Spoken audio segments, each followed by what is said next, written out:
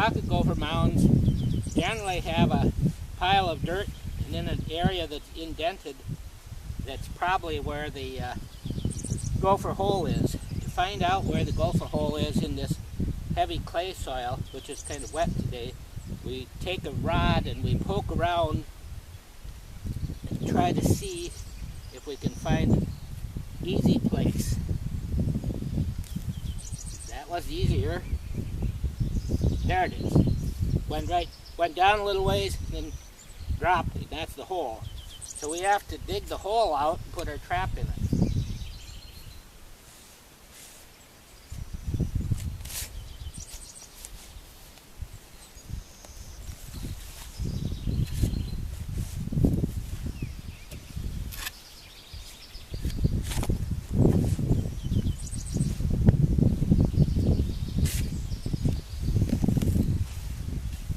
Generally,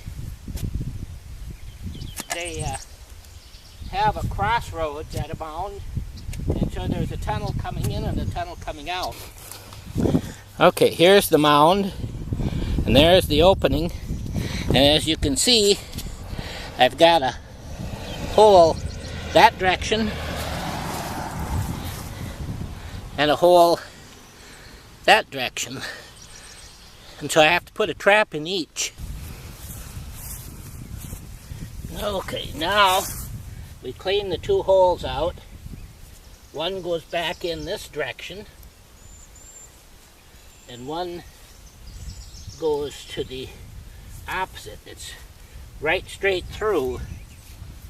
I have something called death clutch traps, which I've had them oiled over winter, so I give them some creeping Charlie smell, so they're a little more pleasant smelling. Test them by set these traps. They grab the thing like that, so you put the little trigger, put this thing on quite a ways, and then you wind it up. And the theory is you set this hair trigger right like that, so it's just barely holding. And then the gopher comes, he sees the open hole, comes along pushing dirt ahead of him, and goes like this, and it clutches him, kills him instantly almost. And so trap works. So let's just do it. Set it.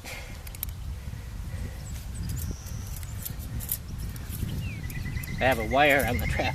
You first make sure that you can get it back in the hole cleanly.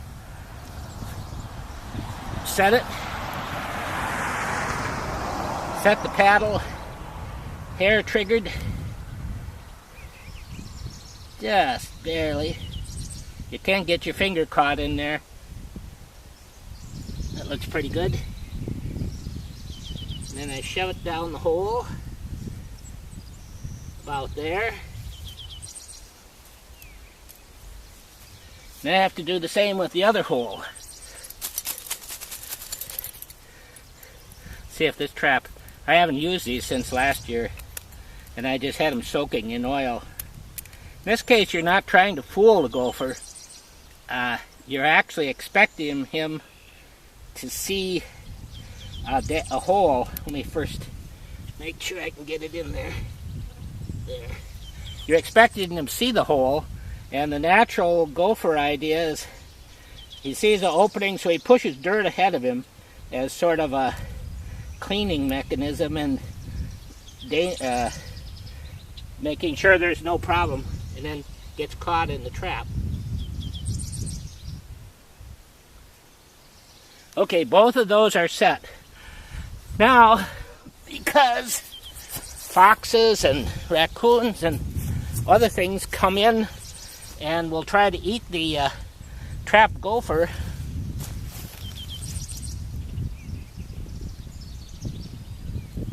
we stake the traps down. I have a wire on them so they can't take my trap. I don't care if they take the gopher if I caught them, but I don't want them to take my traps. They're $4 or $5 nowadays, I suppose. And that's it. I don't cover it. I don't have to do anything. I just wait for the, check them probably in the evening and in the morning. If I'm lucky, I have a gopher. If I'm not, they'll just have buried the trap and I have to try again. These are northern prairie pocket gophers.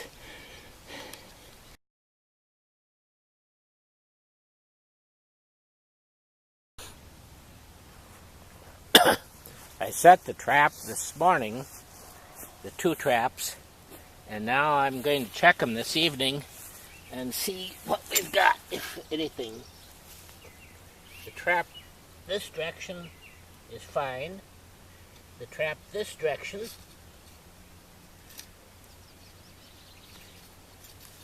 has a northern pocket gopher in it, and it's dead. Large male that does most of the digging, so there's usually more than one gopher in the hole, so I will reset it. So I give it a little more creeping Charlie smell. I think the gophers probably appreciate that touch. Wind it up carefully.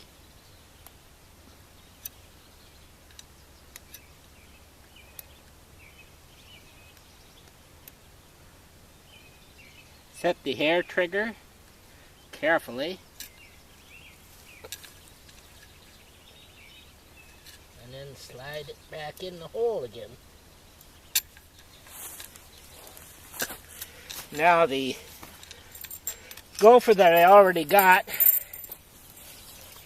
in our township, if you cut off the tail, they're worth $3 bounty. However, I don't think I want to worry about cutting the tail off. So I'm trying to pick this up without having to see the digging claws on the front and the teeth that look like gnawing teeth, rodent, a little tail, back feet. When I was a kid, we had to cut the scalp off and bring that to the town clerk to get our 25 cents a gopher. Nowadays, they just take the tail. And you see the head is powerful. It pushes it and digs its way through the dirt, makes these big mounds, and makes a real mess in the yard. Okay.